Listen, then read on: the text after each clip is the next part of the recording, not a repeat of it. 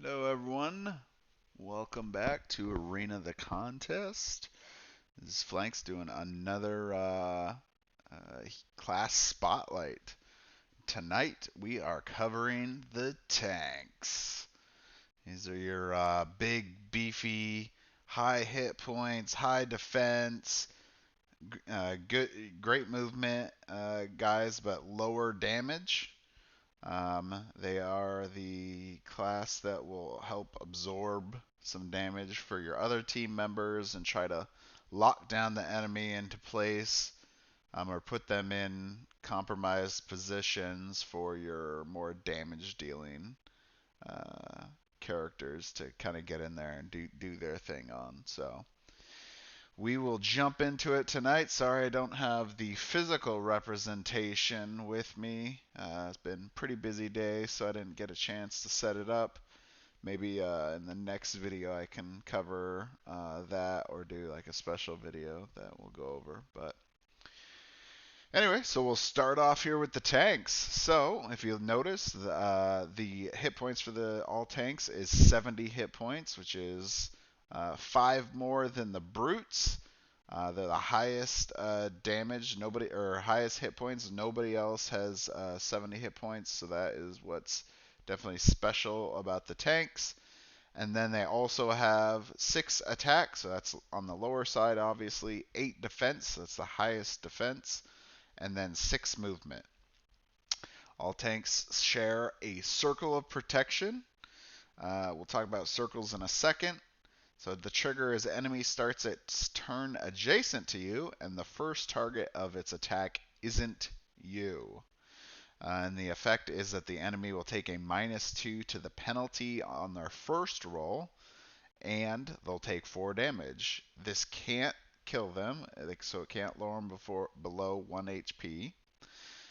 So, kind of covering circles real quick. I don't know if we want to pull out the attack timeline. I guess we could real quick. Um, so circles are a little different because all the other characters that we've seen so far, they all get their passives triggered by their own attacks. So when they make an attack, uh, they'll be able to, let's see, we go down to the execution phase, and you'll see, after you have rolled the dice and you've applied your modifiers, you'll do the hit, right? And then you get to apply your passive power effect. So that's all the way at the bottom. Well, tanks are a little bit different. They are triggered actually in the striking phase. So it's when you're about to roll the dice, you're going to apply the modifiers.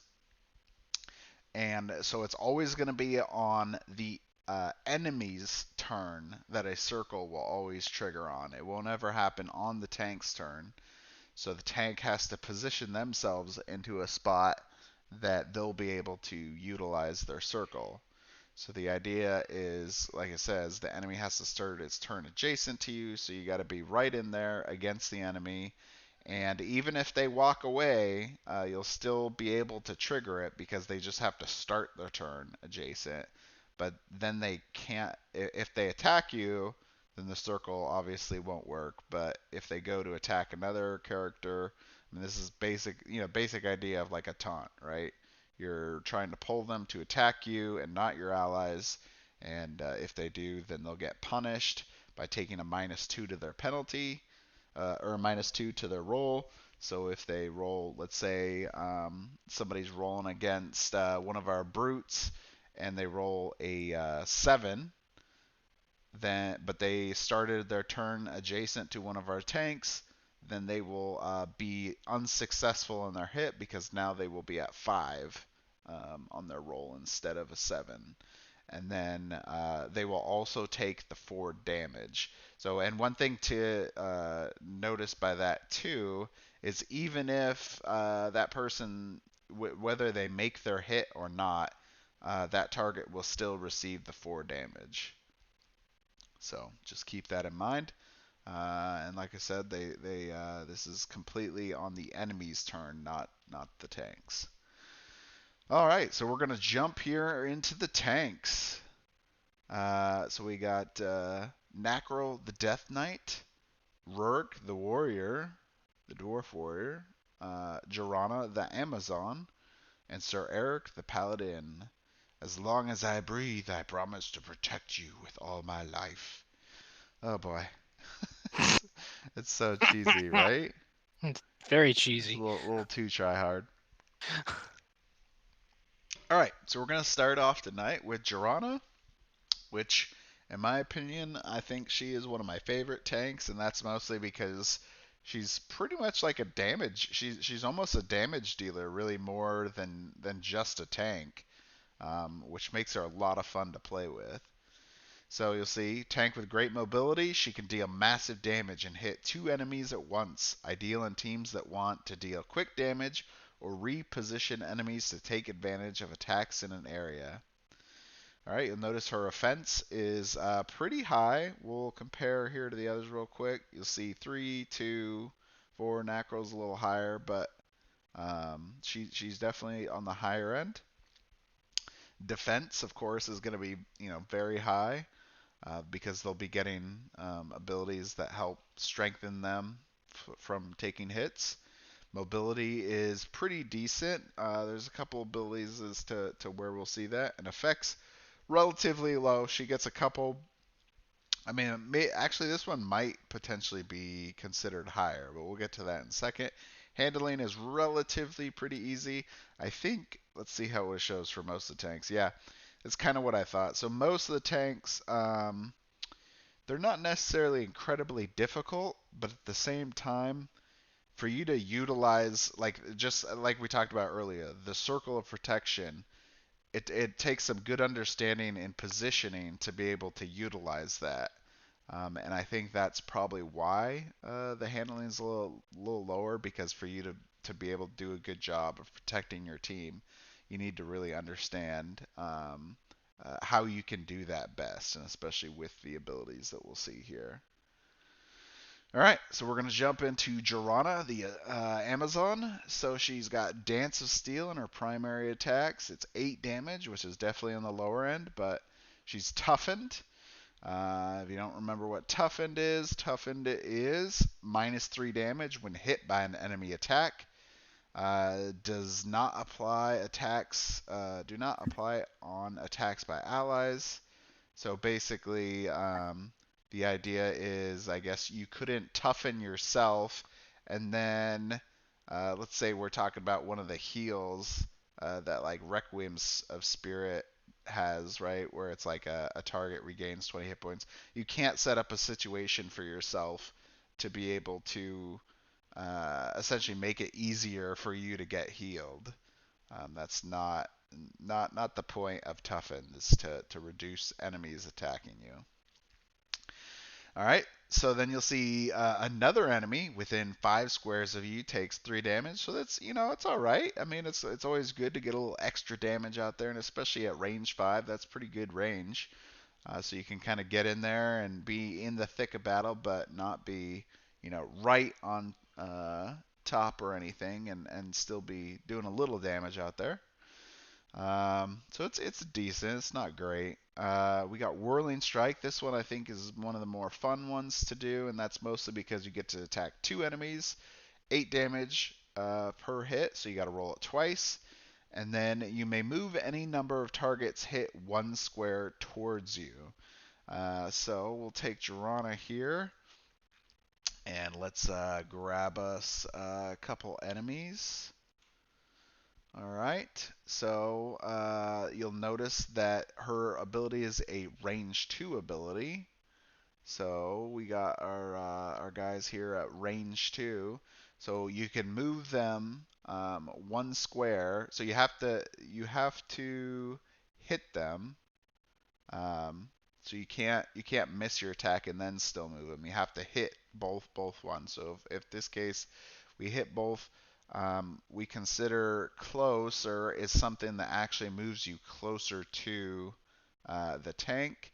Um, you could potentially play it as if you essentially wanted to, maybe playing it this way, but most of the time when it's saying that it wants you to move closer, the character actually needs to reduce in the amount of range. So coming up here, if they're already adjacent to you, obviously you could move them like this if you wanted to.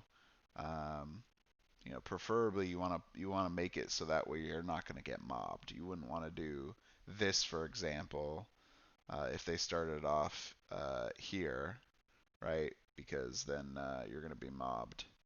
In fact, I think even this one would even be considered mob just from this position. So you probably want to pull them like this, and that way you'll be not mobbed in that case. And anyway, so that's a fun ability, do a little bit more damage, be able to move people around. Very beneficial for throwing people into spikes or lava. All right, going into the specials. These are the fun ones. So she's got Thunderous Charge. This allows her to charge across the battlefield in 8 spaces, which is pretty huge. Um, so it's a single direction. You'll notice. So you do have to kind of line this one up. So if you're like way out here, you got to be able to move 8 down and set it up. You couldn't do like I mean, I think if you went diagonal, you could, right? So you could go like this way. Let's say you're out here and you're coming in, you could do that. But you can't, do like weaving back and forth or any type thing. But then you do 22 damage, which is pretty good. And then the target will take 4 additional damage if you use the benefit to move at least 4 squares. So when I was talking about it having to go in the same direction, technically you could do that if you need to. You could move in multiple directions, but you wouldn't get that +4 bonus that I was referring to. So in this case, it does say that you have to use the benefit to move at least 4 squares. So if you're standing already here, you can't. Um, so in this case, right? If Jorana's standing right here next to Jade, she couldn't go back this way and then go charge back in because that actually doesn't count in a single direction. That goes in a different direction, so you wouldn't gain the benefit for that. So just keep that in mind in terms of if you're wanting to get that additional effect, you still have to at least go the 4 in one direction. Um, and yeah, so I don't think in this one actually you could move in multiple directions because it does explicitly say, yeah, that you have to go in a single direction. So really the bigger thing is just making sure that it's going at least 4 to get the benefit. All right, and then this is really the best ability of Jorana's right here, which everyone always tries to get off early if possible for abilities like this because it gives Jorana additional attack. So Jorana does her lightning strikes abilities, 16 damage, which is pretty low, but that's okay because the permanent effect you get is fantastic. So it is you may make a basic attack at the end of all your turns. Clarification on all at the end of all your turns means just Jorana's turn. I think there was a question in maybe it was the Tacticians video we had one of those, or maybe it was Call of the Master. Um, yeah. It's Call of the Master at the end of all your turns. I think we got clarification that one it's just poorly worded. What they mean is just at the end of this character's turn, they need to do that ability. So it's the same thing with Jorana. She has to end her turn doing a basic attack, which is a range 1 for her. So make sure to keep that in mind. You can't do, like, for instance, like Whirling Strike. You would definitely need to pull them in, and then you can do your basic attack. So you're going to do your 6 roll for 6, and remember you get the bonus to attack on that one. But anyway, that just sets up Jorana to be able to do a lot more damage, especially for a tank character, because you're getting two attacks, either your primary, your special, or two basic attacks essentially. So fantastic ability. Love Jorana. Definitely one of my favorites. She does have great mobility with being able to do like thunderous charge and move people around with whirling strike, and then do a little bit extra damage to people through dance of steel and lightning reflexes. So anyway, what do you think, Jorana? There, Code. Jorana is definitely one of my favorites as well, especially for lightning reflexes. If you can pull that off early, the longer she's alive, the more damage she's going to be putting in. Yeah. Especially out of a tank, that's pretty good. Um, if you're rolling an extra 6 damage per turn, that adds up. Oh yeah, Um, for sure. but she's Every bit very, counts. yeah, and like having an attack like Rolling Strike where you can do up to 2 enemies is crazy. So, I mean, if you're hitting 2 enemies for 8 damage and then another one for 6 damage if you have the permanent, Yeah. it adds up. And then circle protection just makes it even more deadly. So I mean, she can really rack up damage with her Yeah. attacks. So Well, and so to keep in mind too with that is because she's so focused on damage, she really doesn't have that much like supportive type ability or damage reduction that some of the other tanks do. So we'll see here in a second when we go to Rurik. But I mean, she's basically got toughened. That's about it. yes, And Whirling Strike could be used in a way that kind of supports her team. But otherwise, I mean, most of her support is through doing damage, pretty much. right. So she's not really like this is kind of why I started off by saying she's not really a I mean, she's a damage dealer, but not a fantastic tank at the same time either.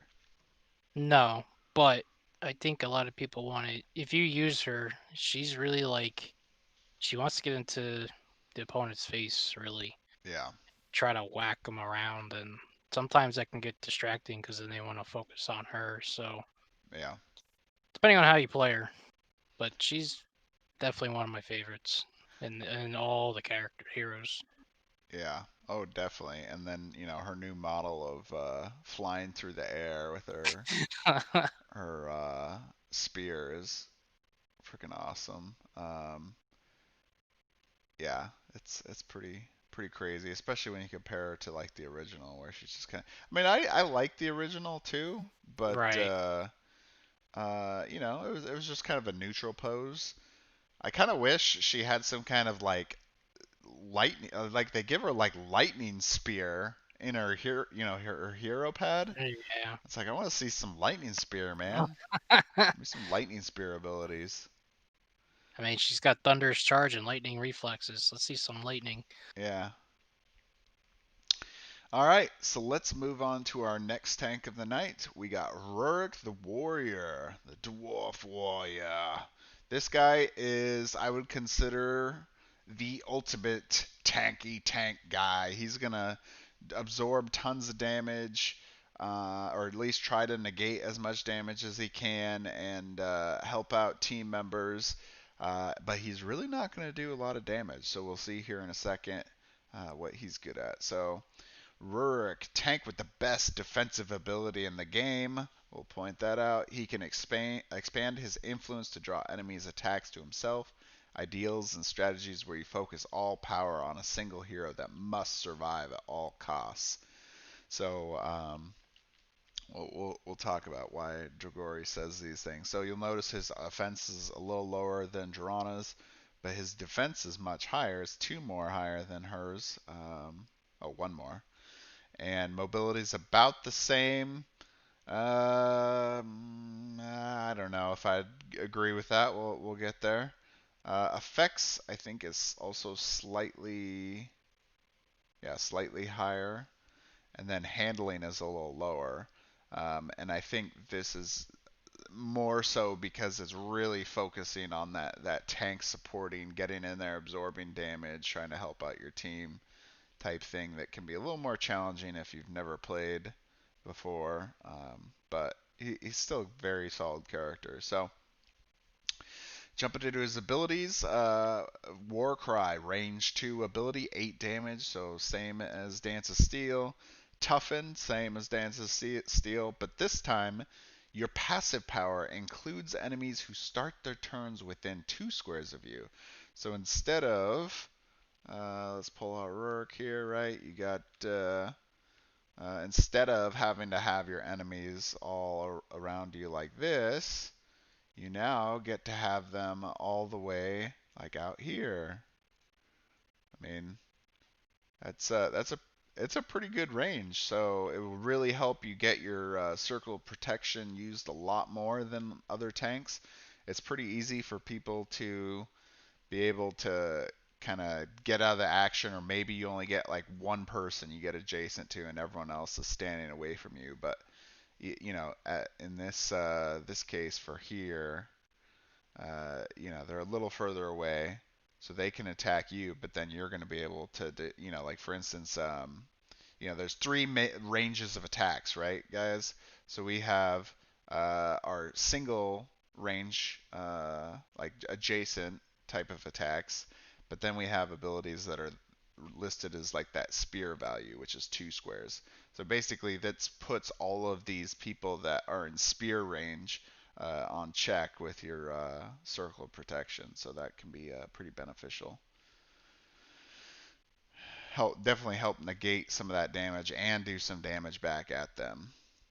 Then we got Crushing Blow, range 1 ability, 11 damage, so it's a little higher, but it's only one enemy.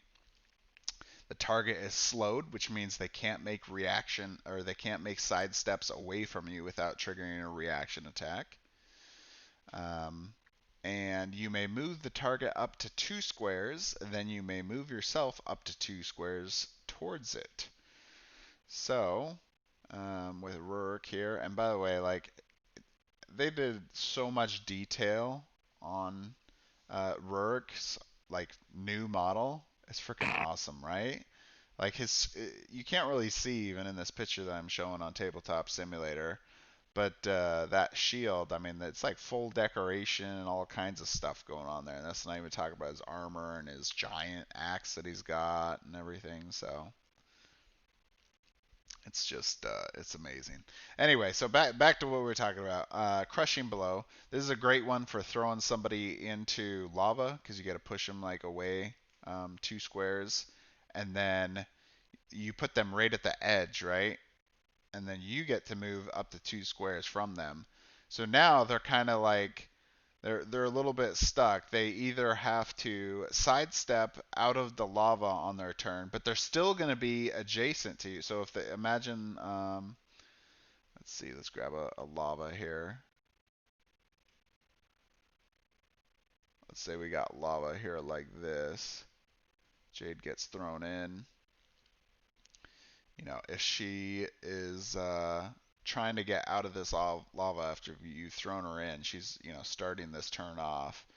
She doesn't want to take a reaction attack, but in this case, you know, she's slowed, so she still would have to take a reaction attack. So really, she's gotta run away, um, because she's gonna take a hit basically. I mean, you put yourself into a position where they have to take damage from you, unless they're attacking you. So it'll make, you know, obviously you won't get your circle of protection for this one, but it'll be a good way to make sure that person has to attack you instead of a valuable team member, instead of having them try to run off towards, you know, you got Averlum in the back line or something like that.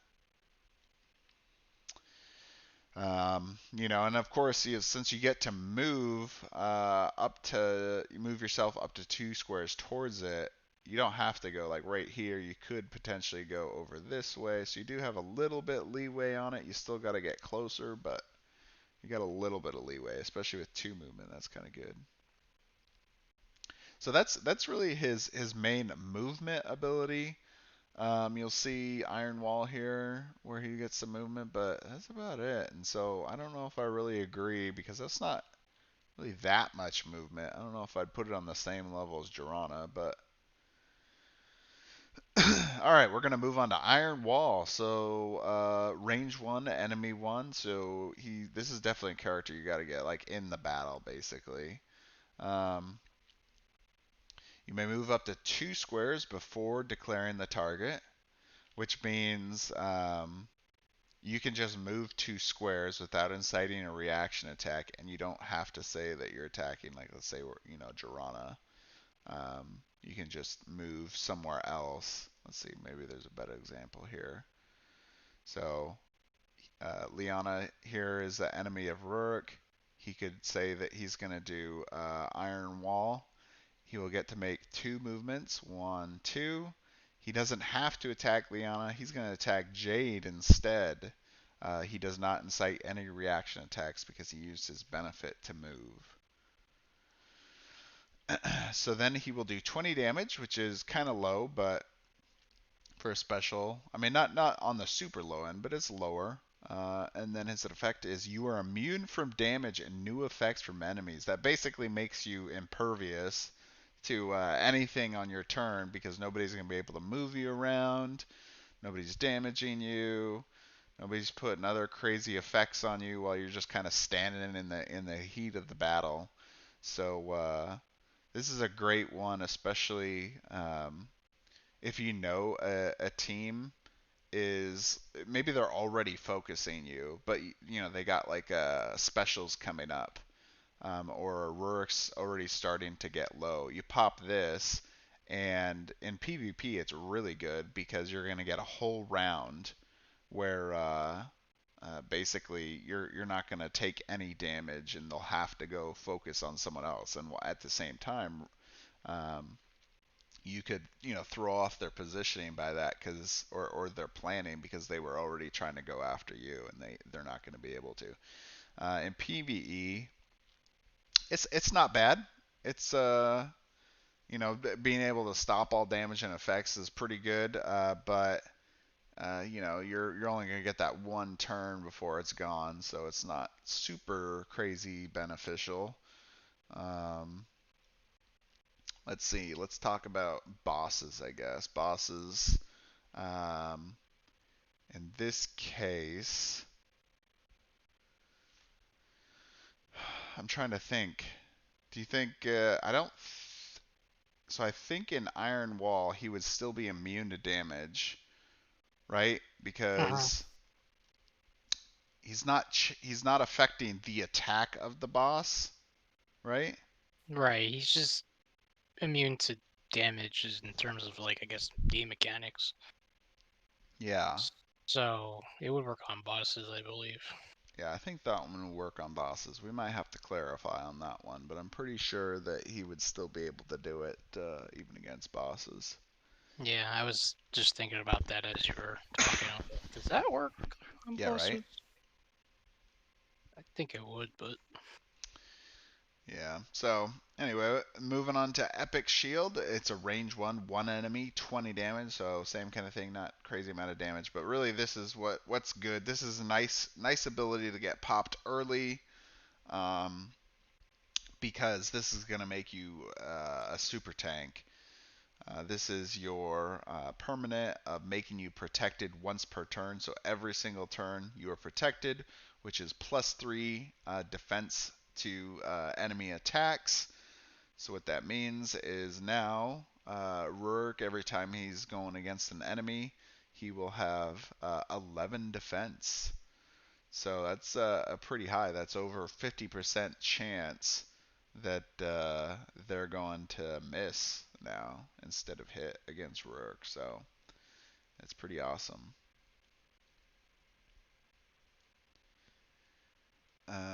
Let's see. So I mean, not too much to say about that one. Let's go back to his stat sheet here. So mobility we talked about. Not, I don't know if I fully agree with giving him that much mobility.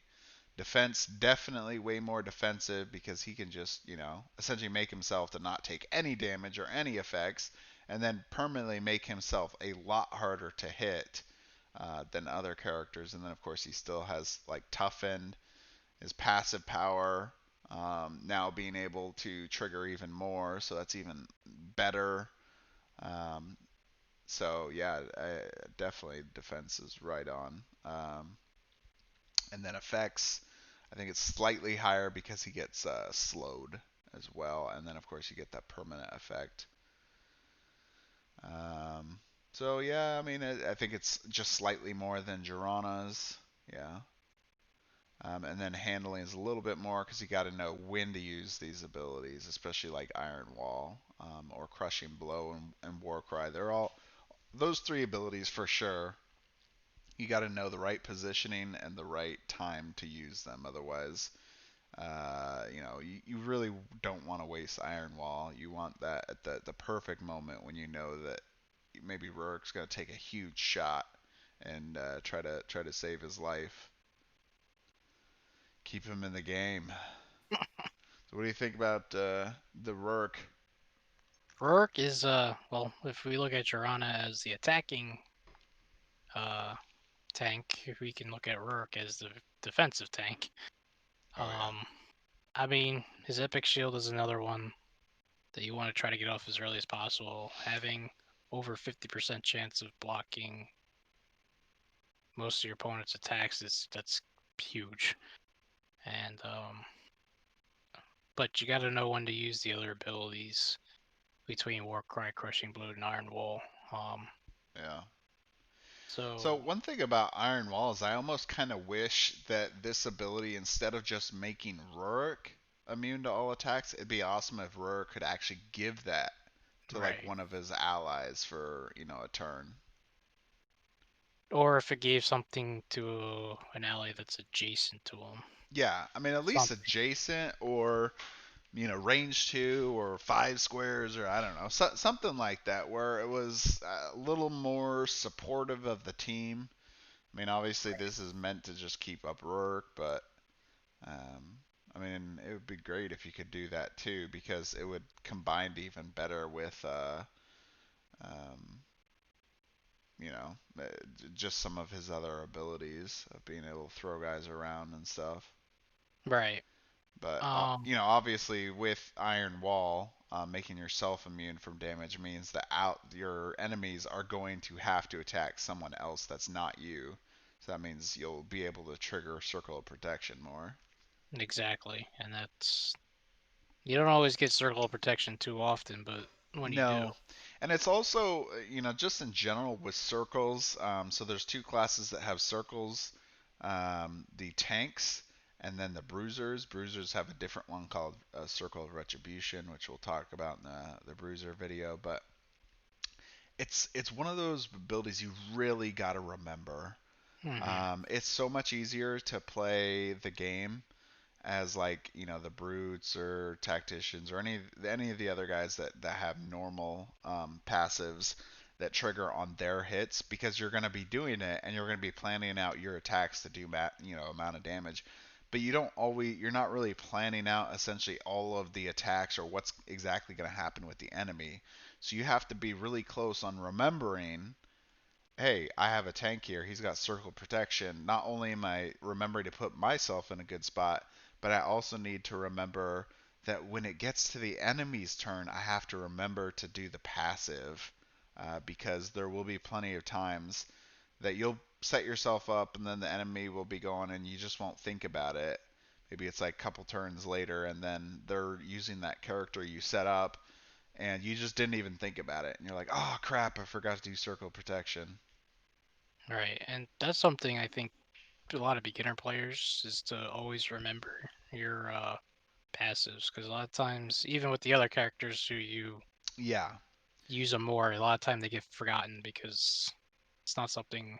yeah, definitely for beginning players, that's a pretty common people to forget. But with the circles, it's even harder, and I've even Right, seen it at the more experienced players, and I mean even us. I mean we've had it plenty of times where we forget, and we're like, oh wait, I forgot circle protection. In fact, I think in the last video we had a couple of those where we almost forgot about circle protection, but right. It's not a common one that you're always like, oh, circle of protection, because you don't always use it that much, I think. yeah. At least it doesn't come up as often as all the other ones, but it Yeah. does add up. It's something you do not want to miss if it Well, does. and I think it doesn't always come up mostly because I feel like when a lot of people play this game is they play it pretty direct, right? So with Right. Rurik here, you got, let's say you're playing Liana and they're like, "Oh, okay, well, I could attack Jade over there, blah blah blah, or someone else back here." Um, like, okay, well, I'm just gonna attack the person that's like, over here, or I'm gonna go right up to them. But I'm not really gonna Right. worry too much about like if I'm already standing here, I'm gonna go attack somebody else. Right. Most time, if they're already standing next to Rurik, they're gonna probably go, "Well, I'm gonna attack Rurik So because yeah. I'm right next to him." So really, this is why I think tacticians are a great combination with tanks because um, tacticians are going to be relying on being close, in the melee battle with their team members like tanks. And so if they put themselves in a spot like, right near them, if somebody is coming by to, attack, they might be more likely to attack that tactician character than the tank because the tank is, higher defense and higher health. And they're like, oh, I don't know if I want to waste all this. I want to try to get in the support character or, someone else or whatever. So you might be able to get it to trigger more often with like a tactician. Right. And that's key reason why teams are and how they're built are very important. Yep. So I like Rourke. I only got to play with him once, I think. So, but Yeah. he's another excellent tank. Yeah, he's got some good abilities, but still gotta know when to use those abilities and placement of them. Okay, so now we're gonna jump into Sir Erick the Paladin. He actually often I've seen as a favorite of a lot of people that play tanks, and that is partially because he is a healer as well as a tank. So it's kind of I find it a little funny. And Dragori's kind of done this with some of the other characters, but certain classes more so with others. So Jorana, she's kind of like your maybe like your brute tank. You got Rurik, who is like a tank. You got Sir Erick, who's like your healer tank. And then you got the Death Knight, who is kind of like almost like a controller tank. And we'll see him in a Hmm. second as to why that. So we'll look at Sir Erick here. Tank with great defensive abilities and ability to heal his allies. He's best at keeping others alive, ideal in healing focused strategies or teams that lack healers but want a reliable healing source. Alright, so his defense is, let's see, a little lower than Rurik's. Defense is just as high though. Mobility is a little lower. Effects is much higher. Handling is a little higher than Rurik, but I think the same as Jorana. So we'll get that here in a second.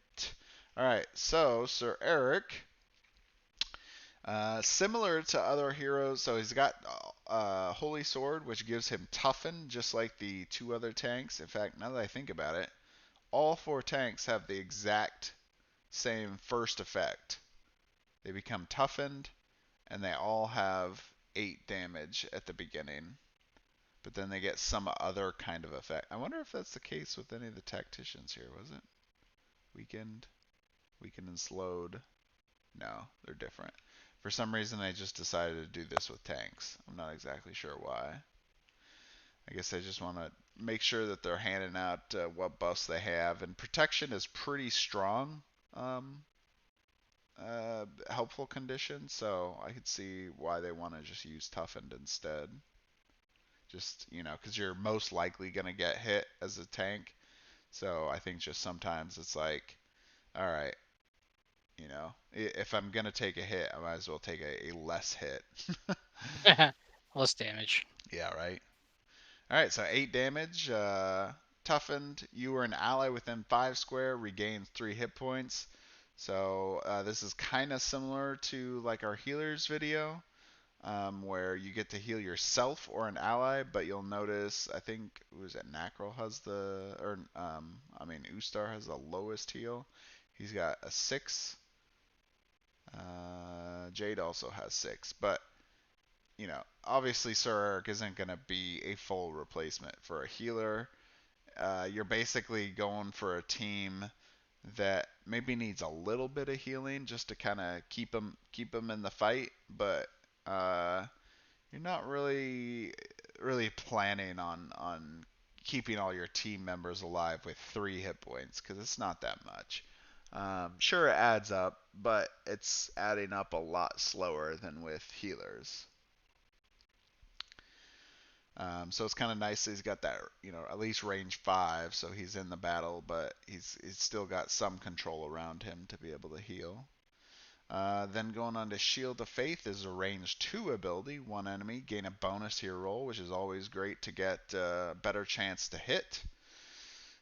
10 damage, which is a little higher, and then you are protected, which is definitely a much better one. So you want to make sure you're setting yourself up for a good position to hopefully not take damage, but make your hit and make sure that you're ready for what's coming next. That's Shields of Faith is a great ability. I mean, it's pretty good. I mean, I don't think, yeah, he's the only one that gets that protected as a primary. Shield of Faith, yeah, can't go wrong with that. Alright, so then we're going to go down with special attacks. The Barrier of Light, which is an interrupt ability. So remember, that's when your enemy is making an attack. You have range 8 on this. So if somebody is shooting at your guy or he's in melee, it doesn't really matter as long as you're within range 8. They make the declaration of their attack. You say, okay, I'm going to interrupt with Barrier of Light. You take 10 damage. You don't do any damage to this person, but you have to obviously roll, and then you get to negate the target's attack, and you or an ally within range regains 16 hit points. So this is actually an ability I wanted to talk about. So some of the other guys have some similar interrupts out there. Obviously, Miracle is a little bit more. I feel like they made Miracle even a little bit weaker just because he Taram has so much healing already. So really, the special aspect of it is that he's getting to interrupt because it's a negative 2, right? Right. For that ability versus Sir Erick the Paladin. He's essentially getting a +6 on the end of this. So I guess it's not as bad as Taram, but I kind of wish he was, I don't know, maybe doing a little bit more healing on this, because 6 isn't that great. I Well, mean, one big difference is the other classes, they can block any attack. These tanks only do primaries. you're right. You're right. That is a very good point. Yeah. So this is only for primary attack. Thanks for pointing that out. Versus like Taram is one enemy making an attack. So it's not just primary. It's special or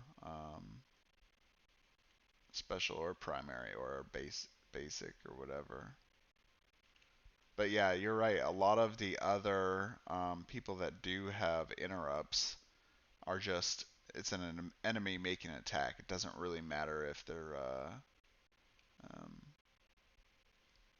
yeah. I mean, you look at Zund, you look at Horus, you look at Askren. They're all like just making an attack. Let's see, counterspell on Avalum, making an attack. Who else? I'm trying to think who else has an interrupt. I think that's it. There's only a few characters that actually have interrupts. But yeah, everyone else has it being able to do any kind of an attack versus his is only primary attack, and he's only getting +6 on it. I'd be kind of curious to maybe learn more about the history as why they decided specifically this ability was going to be much weaker. Um, Well, because you're not going to our get a lot of benefit out of this one. I find it weird because even when we get to the next character, he's the same way with his interrupt. So it's just the tanks that have that. Oh yeah, you're right. Yeah, I forgot about Nakral. Yeah, he's got that too. So it'd be interesting to find out why the tanks are set up that way. Yeah. Yeah, I don't know why they did that. Wonder if it's like a range thing. Well, we'll have to see about that one. Anyway, so moving on to Divine Sacrifice. So on this one, you got a drawback, so you're going to take 6 damage to yourself, but it won't kill you. So, you know, 6 damage. It's a little different than a lot of the other drawbacks, which is usually at least like a 10, or let's see, Merlot, he had a 3, so it's a little, I guess it's a little higher than that. But you do 20 damage, and then you or an ally within 5 squares regains 20 hit points. So it turns that into a 14 net for healing. That's it's not bad. I mean, I think Sir Eric's special attacks are probably one of the weaker ones when you compare some of the other tanks. But he's much more, as you can see, right? He's got 3 abilities that do healing, which for somebody that actually isn't like a healer is it's pretty good, right? But you're not getting crazy values out of it. You're just being able to get in there and do a little bit of damage and get some healing out. But he is definitely a favorite character of a lot of people out there I've seen. Let's see. Ideal in healing focused strategies or teams that lack healers but want a reliable healing source. So, you know, you're probably going to go with a team that's more damage focused. You're going to get some brutes or shooters in there. Maybe work with some bruisers or tacticians. I mean, you could do quite a bit, but yeah, you're definitely not going to want to bring Sir Erick and a healer because you know he does some damage and he can absorb some damage, but he's just not really going to be that beneficial to your team if you take a healer at the same time. It's you know you don't really want to try to overlap abilities too much because you're not gonna get a lot of a benefit out of it. You get more of benefit in this game out of versatility of having a lot of different types of ways to strengthen your team than just focusing on one thing like with healing. So definitely keep that in mind. So anyway, what do you think about Sir Eric? Sir Eric is he's an interesting character. It's definitely not one of my favorites in terms of abilities. Yeah, But his Shield of Faith is really good, and being that that's a primary is yeah, one you can use a lot. So, yeah, um, Barrier Light being primary only kind of limits it a little bit. Um, you know, and Divine Sacrifice having that drawback of taking 6 damage just seems almost unnecessary. yeah. Yeah, it kind of Uh, does, really. Like, why why exactly do you need to take 6 damage for this? Like why can't you just I don't know. I kind of it's get the not. feeling when they were doing like some balancing with tanks, they thought that maybe you know sometimes they were doing like too much damage and they were you know like especially with like Sir Eric healing too much, but you know maybe remember how Alex was talking about characters that could be changed. I mean it might be too late now, but I think Sir Eric could be considered one of those characters that might need a little bit of a bump. Yeah, and I think that might be something they might explore after Daenerys Adventures. Maybe where do we need to balance characters at? Yeah. Well, I Uh, mean, yeah, I know Alex was talking about it before, but now that they're right. getting towards the end, it might be too late for that. That's what I'm saying. I mean, it might Yeah. be better, especially when the new characters come with it. You might do one whole what needs to be Or if fixed. they're doing like new abilities and skill trees and stuff. Right. I mean, that's what I mean, that's what kind of kills it for me for that character. The Divine Sacrifice taking 6 damage seems unnecessary. It's not like he's dealing.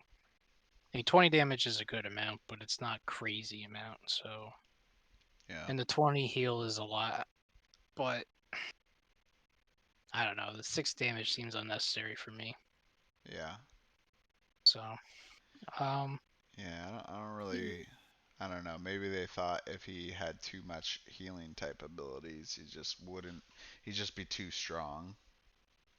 maybe. And I mean, I feel like you could take away the 6 damage, and I think you could maybe bump the Unholy Sword, bump it up to maybe 4 HP instead of 3. Not that it's a big difference, but 3 seems a little weird. Yeah, three is pretty low. I think I definitely agree with the drawback, removing that drawback on Divine Sacrifice. And then yeah, I mean a little bit of a bump on the healing, making that a 4 would be good, or I don't know. It's just yeah, Shield of Faith is definitely his best ability, I think. I mean, even Divine Sacrifice, you're only gonna get that once. That's kind of a hit to take too. So it almost feels like Shield of Faith is just like the best ability almost overall, even when you compare to his specials. Yeah, I mean, half time you're not gonna find yourself going, "Oh man, Holy Sword's really healing." Yeah, You're not gonna go out of your way for that, in my opinion. So, yeah, I think he's a character that if they look at, doing some errata to the abilities or something, he might be one that should take a look at. yeah.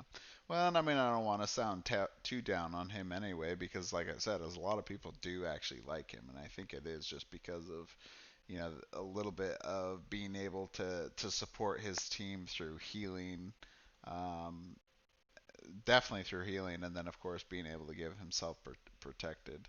So Uh, he still very fits the tank theme, especially for a paladin. Um, but I think his abilities could be tweaked a little. yeah, but I do love his new mini. I think it's Oh awesome. yeah, right. Look at that. You It's got like a freaking lion shield and like it's runes definitely on your sword and stuff, dude. I'm so excited for these new minis. It's hard to believe that it's gonna be. What are we? We're in November now. We probably got at least oh, 2, 3 more months before we yeah. might get these minis. So I'm pretty psyched, man. Yeah, it gets closer. It's getting closer. I'm excited for January, February when they should be in our hands, but Yeah. barring no other delay. But I think his mini is one of my favorite new ones. I mean, to go Yeah. from what it was to that is it's pretty cool in my opinion. Oh So yeah, right. I mean, it is pretty similar, like posture. yeah, It's not dramatically different. It's just his got improved quite a bit. He looks a lot more like epic, like yeah, super tanky, like heavy plate type guy. Versus kind of before he looked almost a little thin. yeah. He It's looked like almost like a he didn't need his sword. vegetables, guys. Yeah, he Make looked sure you eat kind of your more like vegetables. a swordsman more than like a tanky dude. So Yeah. definitely eat your vegetables.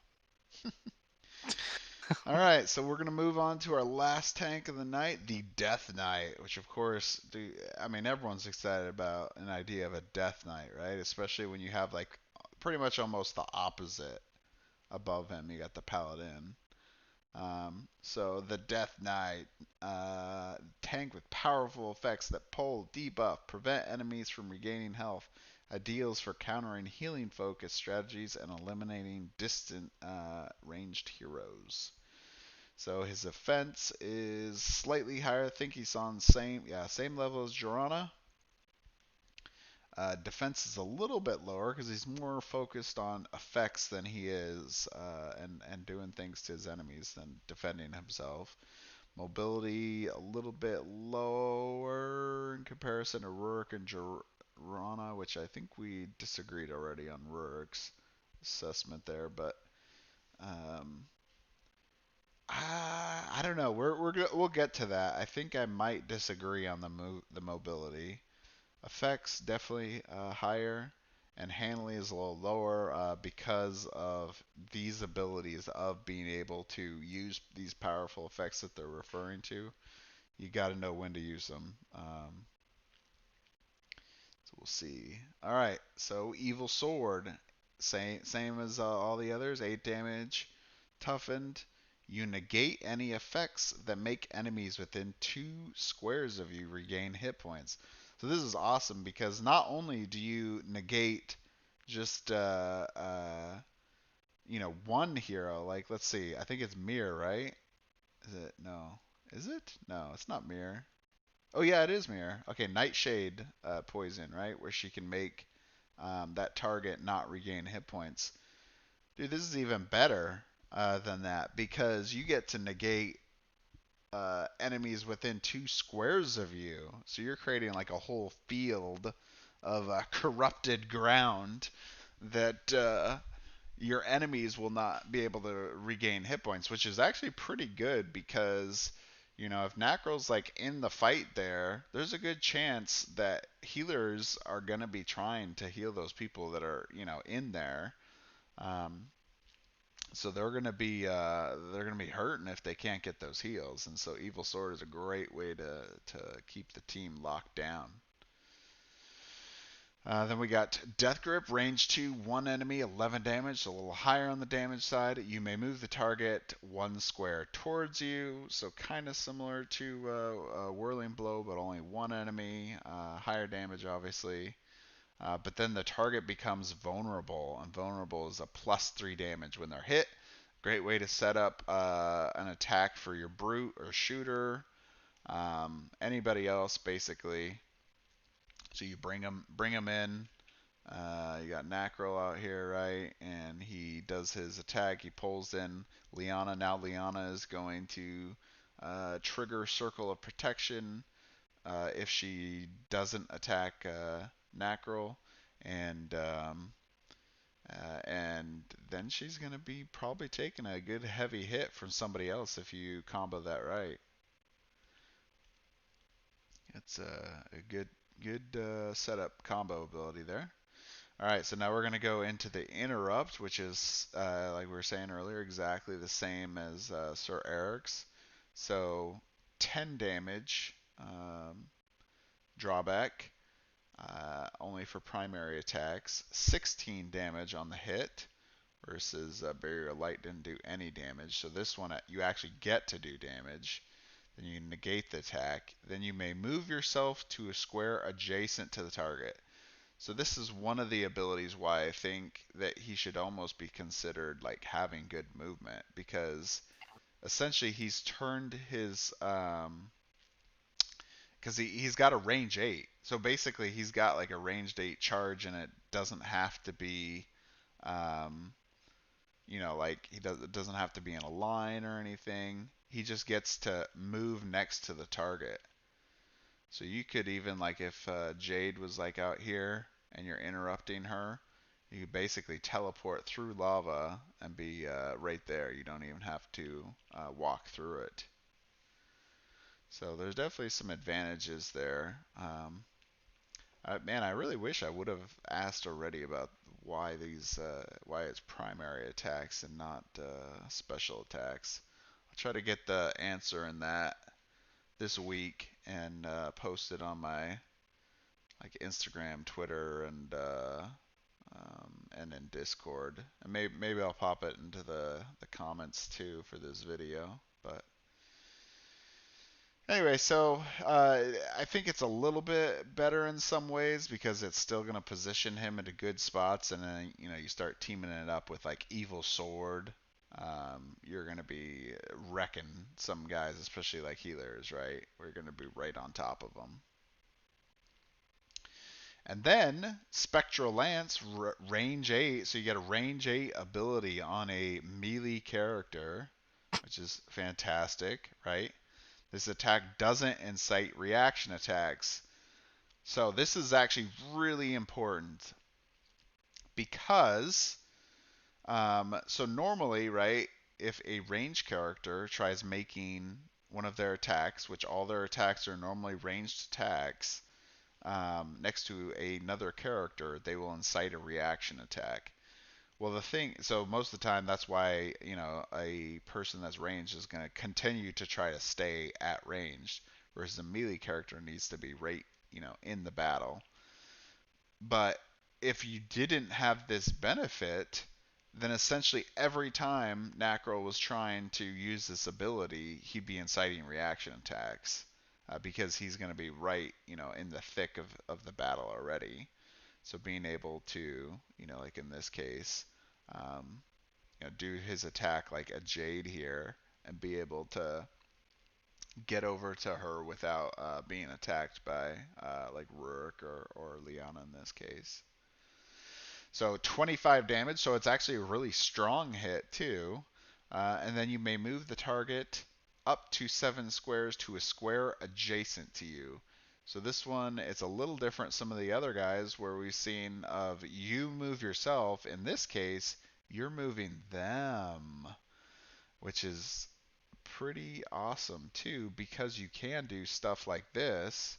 Jade was out here, right? And we walk her through the lava. She takes 4 damage walking through the lava, coming to Nakral. And and so now she's going to take a little bit more than what she thought. So one thing to keep in mind, though, is since you're moving her, this was a question actually we've seen, I think, just in the Discord. Maybe it was today, was it? Someone was asking about, was it Spectral Lance or something like that? Um, where if you're controlling someone else, if they incite reaction attacks, if let's say Liana is standing over here and Jade is getting pulled in by Nakral, walks through the lava, she takes the damage. But then let's say Liana is on the same team as Nakral. Um, she doesn't incite a reaction attack walking by because Jade is not making this movement on her turn. She's moving through because Nakral, so she won't incite reaction attack for that case. But anyway, it's a great way to move the enemy around. Maybe get them through a couple lavas or whatever, or some other ways to try to take damage, or just pull them in from really far. That's why they mentioned earlier about being able great for countering healing strategies and trying to get on ranged characters because of being able to pull him around and then him being able to teleport across the battlefield. So that's really why I think his mobility should almost be considered higher, at least on the same plane as like maybe like Jorana. I mean, most of her movement, right, was I guess she gets Whirling Strike where she gets to move like an enemy, but she's not moving herself. But it's through both of her specials. So I would think Nakra would definitely be on the same plane or even higher because she gets a 8, and that's it. She doesn't get any other movement. And so it's like you would think he gets 7 on Spectral Lance, and he gets, I mean, up to 8 on Creeping Darkness. So, um, yeah, and then of course he's moving somebody with Death Grip too. So, yeah, I think they really messed up on the mobility of this one. He is higher. I'd say at least a 4 or a 5. I agree with probably a 4, maybe even a 5. Yeah. I mean, the funny thing is, I almost feel like sometimes when we're doing these comparisons, we are normally just comparing to the other class members, right? But we're not comparing to all the other classes. So there's two ways to think about that, right? Are you comparing this to every other character in the game, or are you just comparing it to just the other tanks? because you should get essentially different values depending on what you're talking about. I Right. believe what they tried going for is comparing this to all the other classes in the game. So if they go by that, then yeah, maybe he would be considered low because he's not doing a ton of movement, but his specials still do quite a bit of movement. So let's see, like Jade, I think she was like higher, right? So she gives movement to allies. And what was she at? Jade. Jade was at 4, and he's only at 3. And that's the only. I mean, she gives it, essentially up to 2 squares for all of her allies, so 3 other people. So it's 6 movement, but that's it. I mean, she doesn't get any other movement abilities. So yeah, I still think it's not a fair assessment. I think he should definitely be a lot higher on the movement. All right, and then going to effects, definitely higher on effects, being able to move across the battlefield, pull people to him, making them vulnerable, making them toughened, negating attacks, definitely higher on effects, and handling a little lower, knowing where you need to pull people, who to make vulnerable, and then of course Evil Sword. That's super clutch. Being able to knowing when and where you're putting yourself, so that way not only are you negating effects for one person, but maybe you're trying to get 2 or 3 people that can't regain hit points. Could you imagine that? You get like remember the last PvP match we did? If someone had Nakral and they're trying to do some. I guess in that the last one we didn't have a healer, but had there been a healer, I mean that would have been massive, right? You would be able to fully lock down the melee team that had to essentially all be relatively pretty close to each other to try to do attacks, and you'd be able to stop them from getting any kind of healing. Yeah, he's definitely healer's nightmare. Oh yeah, for sure. He's great. So anyway, so like I said earlier, is Nakral definitely much more controller, where they focus more on effects and moving characters around and trying to lock down other characters, so that way real heavy hitter characters can get in there and do some damage. But he can still absorb some too because he's negating an attack. He's becoming toughened and he's moving around the battlefield. So he's more focused on trying to get those vulnerable characters than essentially going against like the really tough guys. Anyway, got any other thoughts on the Death Knight?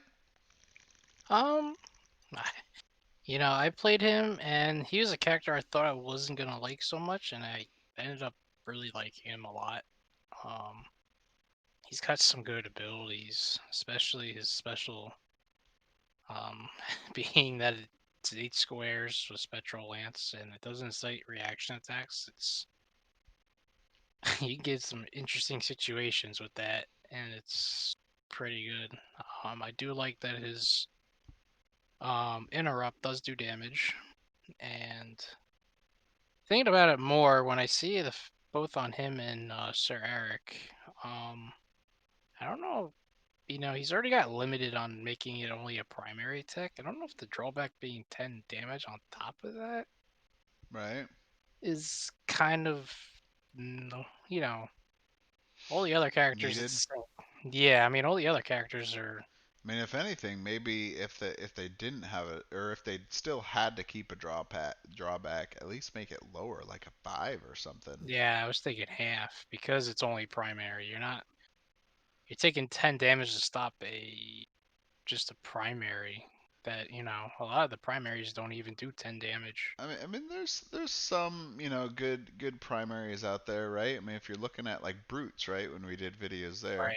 Mighty Blow does 14 damage, so that's pretty significant. Or you get like Moonlight Rage that does 11, but the effect is gonna do 7 more, right? And then you're getting all the passive effects. So you can do quite a bit of damage depending on who it is. So it can be still important, but oftentimes when we play, people aren't really wanting to really trade a special ability for just a normal, um, especially interrupt, aren't trading a special interrupt for a primary attack. So it does feel a And there, little yeah, counterintuitive.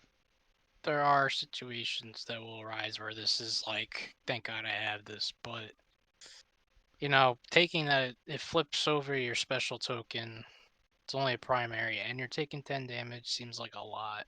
Yeah, Probably more for Sir Erick than yeah. Death Knight, but I feel like the Death Knights definitely has, at least he's getting, into better spots potentially because he has that ability of range 8 to get out of there and be somewhere else. Versus as Sir Eric's just kind of, he's going to negate the attack and do a little bit of healing. right, and not deal any damage because of it. Yeah. So, that's why I like the Death Knight a little, well, And maybe Spectral more Lance is a hard hit too. 25 damage. That's the highest damage. of any of the tanks. And then if you're dragging someone through lava, like in your example, forget it, it's another 4 damage. Yep. So, I definitely like the Death Knight. And then you can then you pull them adjacent to you, right? And then if Right, they decide to try to not attack you, then they're going to get another 4. and take a -2 penalty on the roll. So, Yep. it's pretty nutsy. So, I mean, I think most of the tanks feel pretty balanced except for maybe Sir Eric, like we said, but um, yeah, I think Evil Sword is a fantastic ability. I still haven't actually seen a game where somebody's utilized it perfectly, though. I really want to. I feel like it's a super strong ability if done right, but I haven't seen it yet. Right. Okay, so let's talk about the tank class in general as we wrap up here. So the tanks, all about absorbing damage, which we've seen through all the different abilities we looked at, and then supporting your team in different ways. In Jorana's case, her way she supports is getting into the fight and trying to damage down her enemies before they can really do too much to any of her teammates. Versus like some of the other guys, Sir Eric, he's healing up his team. Rurik's trying to just basically absorb as much as he can or prevent himself from getting hit. And then Nakral's just kind of moving around the place and moving enemies and getting on top of them to try to support the team and lock guys down. So they're all a little different, which is it's great to see that kind of thing because you know this, this is what makes this game so much fun. You can play this game a bunch of different ways with all these different combinations, and even just within the same class, you're seeing really different heroes, and you can get a completely different game putting, Sir Eric in there versus Jorana. So, so like I mentioned earlier, tanks really good with tacticians. Healers are decent, I would say. Um, like I mentioned earlier, Sir Eric is probably the one case that you probably just don't want to bring a healer for. You probably just get too much overlap. Not that you can't, I just wouldn't suggest it. All the other tanks you could definitely bring a healer with, but you don't necessarily need to have a healer, but it's always good too. You just won't get a super high damage team if you go with a tank and a healer. Anyway, and then shooters, definitely a great combination. Controllers, great combination. Bruisers are a great combination. Um, just for people that don't know, Circle of Retribution trigger is enemy starts its turn adjacent to you and includes you as part of its target of its attack. So basically, you can set this up, and this is one of these type of things that I think if you're playing against a player and they don't know this already, they're gonna quickly catch on, and then you won't get to do it. But the first time I actually played Arena, I did this to my wife, and Nice. I did a situation where it was like this, where let's say we got the Death Knight and Liana's like coming up here, and she's standing next to both Oris and Nakral, and she attacks Oris. Then you get to double trigger circles, right? So Liana's taking a -2 to her roll, and she takes 8 damage, 4 from the Death Knight, and then 4 from Oris. So but people learn that one pretty quick and then go, okay, well, I'll just attack just the Death Knight then, and then I won't take any damage. So it's not necessarily a great combination for PVE, like if you're, or PvP if you're gonna play against other players, because they'll learn that one pretty quick. But it's not horrible, especially you just don't put them together essentially. But I mean, you could still benefit too, because with Retribution, they just have to include you part of their attack. So if they're doing like multi-target attacks, then you can still benefit. But that's really going to work against melee characters, because shooter characters that do that, they won't be affected because you have to be adjacent. So I'd say Bruisers is definitely a little more challenging to play well with tanks, but they're not bad either. So anyway, who are great combinations? I mean, the tanks are pretty versatile. They're not really like you gotta have certain combinations with each of these guys, because they can just do so many things. Um, let's see, who would be good combinations? I mean, of course, anytime you get blessed, I mean, not. I guess Whirling Strike. It's not necessarily going to benefit that much more, so it doesn't really help you too much.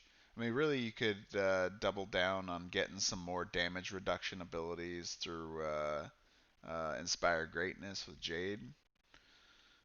So that's a good one, or like with Celestial Armor, you make someone toughened and blessed, and then you give Rurik Epic Shield. Oh God. Rurik, I mean, not that the bless is gonna help him that much, but like, I mean, uh, still, pretty awesome that he could just really absorb a lot more that way. Trying to think of any good combination, like specific heroes that would be good with each of the tanks, but there really isn't anything I can think of exactly, because they're more generalized. They're not like some of the other classes, like where tacticians are so supportive, or brutes, where they need to really get certain abilities to focus in and do even more damage, or tacticians where they can set up themselves or team members into good positions. Sometimes there's good people with that, but tanks don't really do that. They get some combos with other heroes, like we talked about earlier with like Death Grip, but you're not going to see that quite as much. Um, Crushing Blow, you making somebody slowed is always good for other melee characters, so like brutes, tacticians. But yeah, I mean, they're just kind of more about just soaking it up. So in PvE, you're going to be throwing your tank, like he's going to be charging into the rooms first. He'll probably be taking quite a bit of damage, so you might want a healer in PvE cases. Um, but PvE wise, they're more about trying to lock down uh, like damage characters or supportive characters, so that way you can stop them from using some of their stronger abilities against your team. Because they'll still absorb some damage too, but oftentimes when people see a tank in PvP, they're like, nah, that's okay.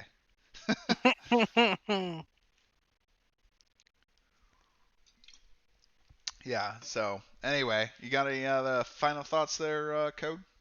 um, I I mean I know they don't mix. I mean they mix well with pretty much anyone, but if you're on trying to put a team together in like PvP or PvE and you don't know who to pick for your last character, um, tanks are a good last choice. If your other three characters are meshing together and you're not sure on a fourth, Yeah. I would definitely resort to a tank. They can be used in almost most teams. I mean, that's at least if you already don't have, like, if you already have, like, some of the other, what I said, considered like a core class where it's like a Right. brute or shooter or maybe a healer, at least brute or shooter, then definitely tank could be a good fill in. Um, but I think also in PvE they're very good because a lot of the beginning quests, especially with the core box, you're taking lots of damage based off like the orb or Gazinki, Mm-hmm. to name the two. So you're gonna might want someone with like 70 Oh health who's yeah. maxed out, because Yeah, getting all that extra health definitely helps. so um I know that can become a problem, especially first time that I played those. The not having characters with high HP really made those harder. So sometimes it's a good decision to take the tank just because of how much health they have. Yep. Um, so Yeah, because like tacticians, healers are all low health. Brutes are a little bit higher, but still not super high. And then, of course, controllers much lower health, and bruisers a little bit higher health. But still, yeah, no one's going to be able to absorb as much as the tanks will. Anyway, so that is pretty much it. I don't know if we covered really anything too crazy with the tanks tonight. They're it's kind of solid class for filling in the lines and being able to protect your team members. So in terms of announcements, uh, I was supposed to have gotten the updated rulebook and the boss versus boss rulebook, but last week, but it didn't happen. So I'm really hoping this week it will be, but I know sometimes with Alex, he's like, "Yeah, I'll get it to you," and then doesn't. So who knows? Maybe it could be a couple more weeks. The thing is, I mean, the reason I brought it up with him was because, we're getting pretty close here. I mean, I mentioned earlier we're like 2-3 months, from probably getting our first wave items. So they got to be getting this stuff pretty close by now. So I asked him, is the rule book done? He's like, oh yeah, yeah, rule book's done, and the boss first boss is done. He was just working on trying to get it converted over to like a small PDF thing. So it's probably one of those things he may have just got forgotten, and I was busy too, so I probably didn't get a follow up again with him on that. But we'll get it here soon and be able to look through some of the changes. I'll probably do a whole video just on probably changes to the rule book, and then probably a video, of course, on boss versus boss. Hopefully, we'll be able to actually play it. If not, we can at least go through the rules, kind of imagine the possibilities. Other than that, I mean, last week was massive. I mean, I was exhausted, man. It was a lot of work setting up everything last week, but it was a lot of fun, and I'm excited for maybe if we can do that again. Maybe work with some other YouTubers that like playing Arena and do some other games. So anyway, so anything else you got, Code? um, no, Anything I'm I forgetting? was news wise. No, I did send an Alex a question, but about the RPG book, but he has not got back to me. Um, something about how the whole thing is going to work, if there's other things that are going to be painted or not, because we did see dragon painted and unpainted at Spiel. Yeah. So I don't know if it's too early, what the story is, or and how that's all going to work. I don't know if it's just the one thing you get painted or something else or whatever. But um, other than that, I don't think there's much else. You know what? I just did think of one really minor thing, and I really hope that he actually did this or not. So okay, this was back when they first started showing us those pictures. I don't remember what update number it is, but they showed us all the pictures of the updated miniatures. Well, one of the characters Ah, here, the Death Knight specifically, and this is a family-friendly channel, I'd like to point out to you viewers, is holding a item that could potentially be a bit phallic, considered that. And there was quite a bit of discussion about that because the shape wasn't. I get what they're going for. They're getting it to look like an almost like an arrowhead type thing, but the way that it came out in the picture didn't really look like that.